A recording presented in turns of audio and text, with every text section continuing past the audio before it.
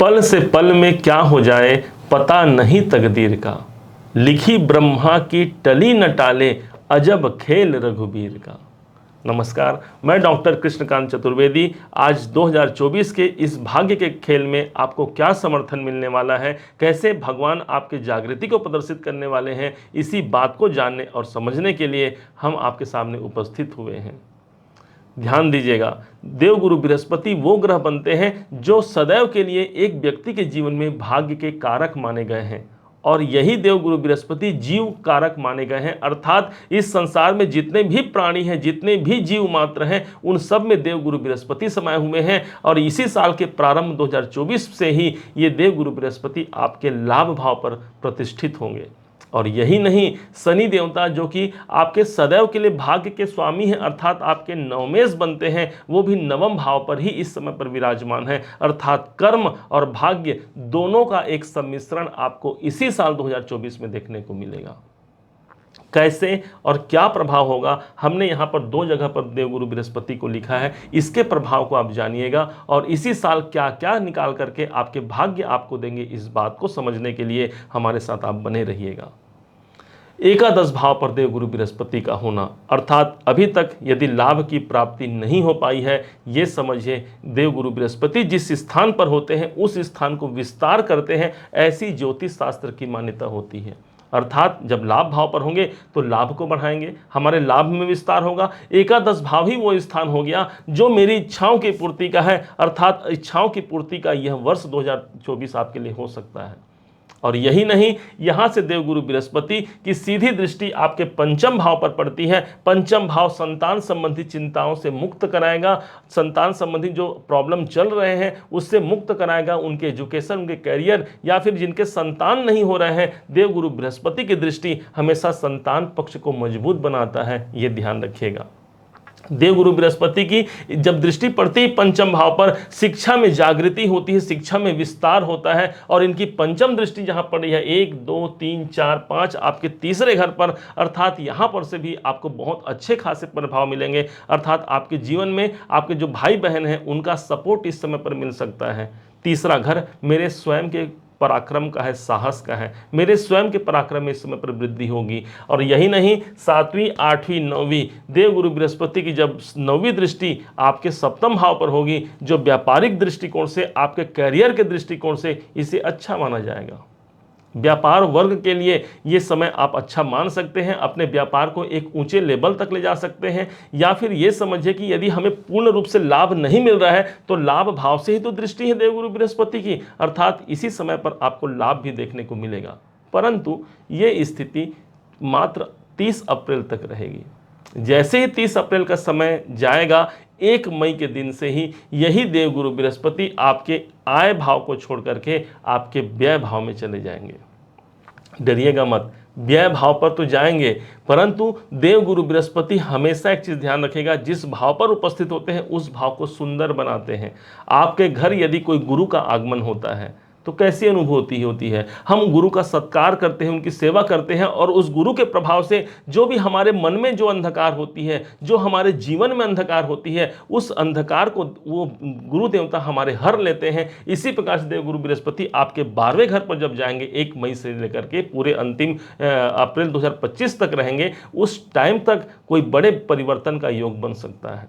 12वां घर हमारे परिवर्तन को प्रदर्शित करता है, कोई बड़े बदलाव का एक अवसर देखने को मिल सकता है। कोई बड़ा इन्वेस्टमेंट यदि आपको करना है तो आप वहां पर कर सकते हैं। देखिए, ध्यान दीजिएगा, पहले तो हमको इनकम मिलेगा 30 अप्रैल तक, और ठीक इसके बाद में जैसे देवगुरु बृहस्पति 12वें घर पर जाते हैं, उसी इनकम को हम कोई इन्वेस्ट कर सकते हैं, कोई निवेश कर सकते हैं, ये समझिएगा। 12वां घर हमारे चिकित्सालय संबंधी खर्चों का भी होता है, तो देवगुरु बृहस्पति यहाँ पर विराजमान है, अतः वहाँ पर भी एक अंकुश लगने का प्रभाव आपको देखेगा। अब यही नहीं, देवगुरु बृहस्पति की जहाँ पर दृष्टि पड़ेगी, अर्थात सीधे आपके 1, 2, 3, 4, 5 आपके पंचम दृष्टि 4th भाव पर पड़ेगी। अर्थात इस समय पर जो लोग घर से बाहर जाना चाहते हैं, अर्थात जो दूर विदेशों में जाकर के अपना सफलता प्राप्त करना चाहते हैं, तो हाँ, ये साल आपके लिए सफलता कारक हो सकता है। द्वादश भाव हमारे विदेश का और चतुर्थ भाव हमारे घर का, इसलिए विदेश में सफलता, या फिर आप ये मानिए कि चतुर्थ भाव 12वें घर पे जाते हैं, इस समय पर प्रॉपर्टी खरीदने का एक योग बन सकता है। ये साल 2024 एक ऐसा साल बन सकता है जहां पर आप बहुत दिन से प्रयास कर रहे हैं, तो हाँ, इस समय पर भाग्य की जागृति हो गई है। देखिए, हमारा प्रयास अथक हम कितना भी कर लें, लेकिन भाग्य का साथ जरा सा मिल जाए तो हमारे जीवन में वही प्रसन्नता से युक्त हो जाता है। एक कली जब फूल तभी बनती है जब उसे एक किस्मत का सहारा मिलता है, और यहीं पर देवगुरु बृहस्पति की जो दृष्टि पड़ रही है आपके चतुर्थ भाव पर, कितने भी यदि परेशानी है उस भाव को भी खिला जाएंगे।